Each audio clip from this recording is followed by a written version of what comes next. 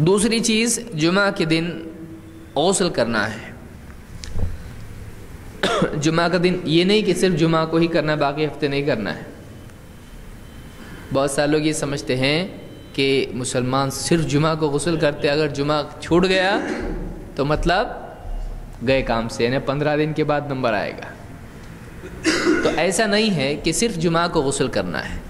ہاں یہ ہے کہ جمعہ کے دن ضرور غسل کرنا ہے، باقی دنوں میں۔ اس لیے حدیث آپ دیکھیے، اللہ کے نبی صلی اللہ علیہ وسلم نے کیا فرمایا؟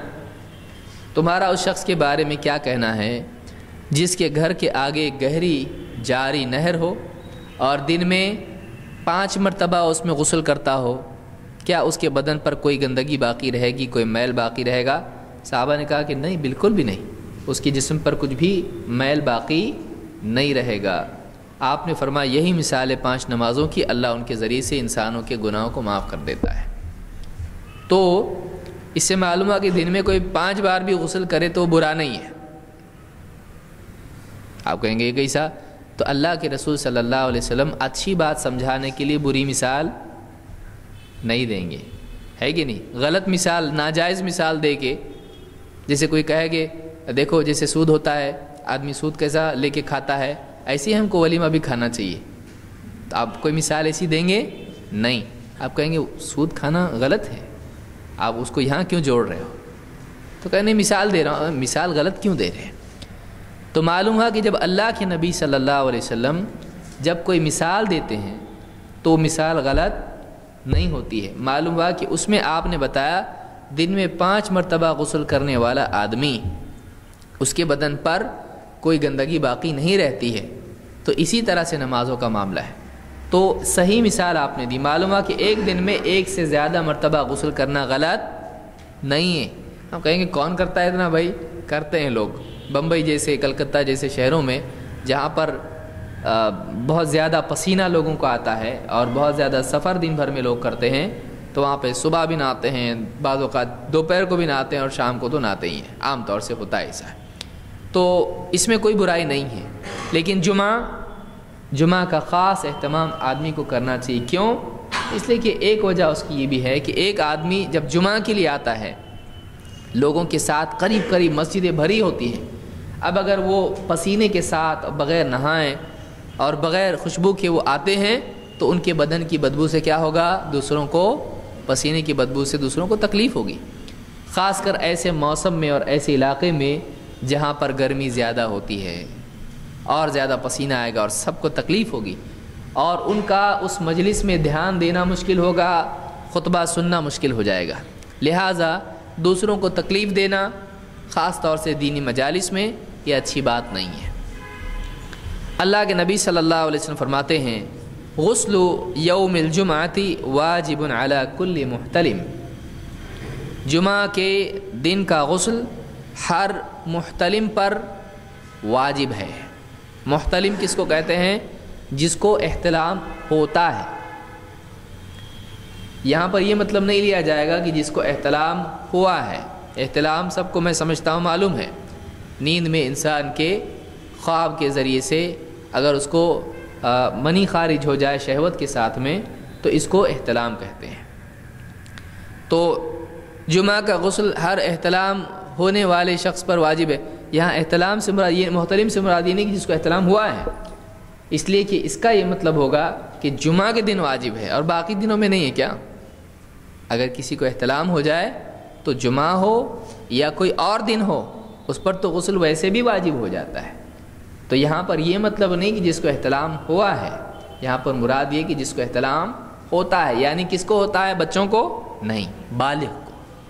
تو مراد یہاں پر بالغ ہے کہ ہر بالغ شخص پر جمعہ کا غسل واجب ہے۔ واجب کے معنی ہوتے ہیں لازم، کمپلسری جس کو آپ کہتے ہیں۔ تو یہ ابتدائی دور کی چیز تھی کہ اب اس میں علماء کا اختلاف ہے۔ بعض علماء کہتے ہیں کہ یہ حدیث اپنے عموم پر ہے اور اس میں کسی دور کی تخصیص یا تنسیخ اس میں نہیں ہے، نسخ اس میں نہیں ہے، بلکہ یہ ہمیشہ کے لیے ہے۔ لہٰذا بہت سارے علماء یہ کہتے ہیں کہ جمعہ کا غسل ہر مسلمان پر آج بھی واجب ہے، اگر نہیں کرے گا گناہگار ہوگا۔ اور دلیل میں یہ اور اس جیسی دوسری روایات پیش کرتے ہیں، خاص طور سے حضرت عثمان رضی اللہ تعالیٰ کا واقعہ اور ان کا مکالمہ جو حضرت عمر سے پیش آیا کہ حضرت عمر ممبر پر خطبہ دے رہے تھے اور حضرت عثمان دیر سے آئے خطبے میں، تو نے کہا دیر سے آئے حالانکہ جلدی آنا چاہیے خطبے کے لیے، تو کہا کہ میں کچھ مجبوری میں تھا، کام میں تھا، اور میں بس گھر گیا، وضو کیا اور فوراً آیا۔ کہا وضو کیا جبکہ تم کو غسل کرنا چاہیے تھا، اللہ کے نبی صلی اللہ علیہ وسلم غسل کا حکم دیتے تھے، تو مطلب پہلے وہ بھی ہوا اور اب یہ اور چیز، یعنی غسل کی بجائے کیا کیا تم نے؟ وضو۔ تو بعض علماء نے اس سے یہ استدلال کیا کہ دیکھیے حضرت عمر رضی اللہ تعالیٰ نے بھی حضرت عثمان کو تنبیہ کی اس پر کہ تم نے صرف وضو کیوں کیا، تم نے غسل کیوں نہیں کیا۔ تو اس سے بھی لوگ کہتے ہیں کہ یہ ثابت ہوتا ہے کہ جمعہ کا غسل واجب ہے، لیکن یہ بات صحیح نہیں ہے۔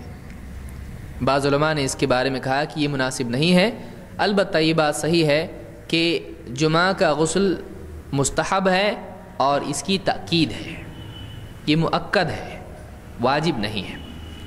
وہ کیا دلیل دیتے ہیں؟ کہتے ہیں کہ اللہ کے نبی صلی اللہ علیہ وسلم کی حدیث ہے، آپ نے فرمایا من توضأ یوم الجمعۃ فبها ونعمت ومن اغتسل فهو افضل۔ اس کو امام احمد، ابو داؤد، ترمذی، نسائی نے روایت کیا اور یہ حدیث حسن درجے کی ہے۔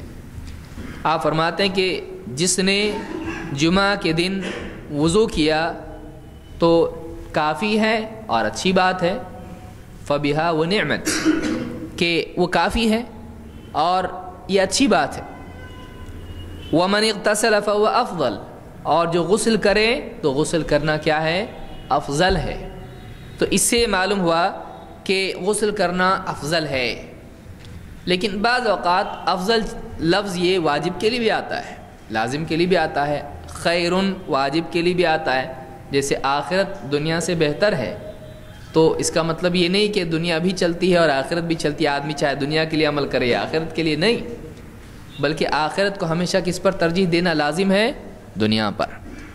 لیکن یہاں پر دوسرا ٹکڑا جو حدیث کا ہے وہ یہ بتاتا ہے کہ من توضأ یوم الجمعۃ فبها ونعمت، جو جمعہ کے لیے صرف وضو کر لے تو کافی ہے اور یہ اچھی بات ہے، کوئی بری بات نہیں ہے وضو کر لینا۔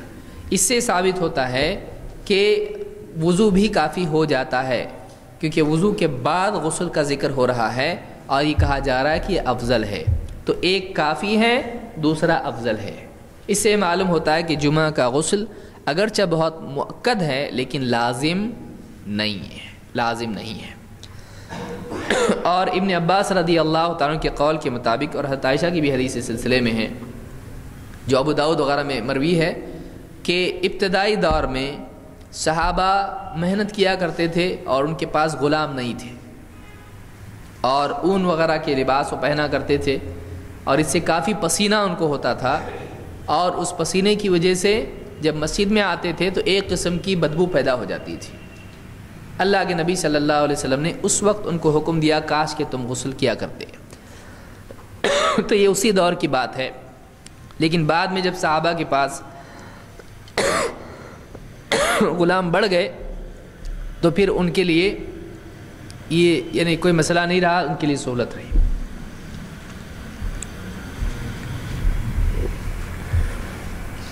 تو اس حدیث سے یہ بات معلوم ہوتی ہے کہ جمعہ کا غسل لازم نہیں ہے بلکہ مستحب ہے اور مؤکد ہے۔ جمعہ کے غسل کے ساتھ اس کا یہ مطلب نہیں کہ ایک آدمی جمعہ کے دن غسل نہ کرے، بلکہ اس کو چاہیے، اس کے لیے بہتر یہ ہے کہ وہ جمعہ کے دن غسل کرے، لیکن کسی وجہ سے اگر غسل نہیں کر سکتا ہے تو کوئی مسئلہ نہیں ہے۔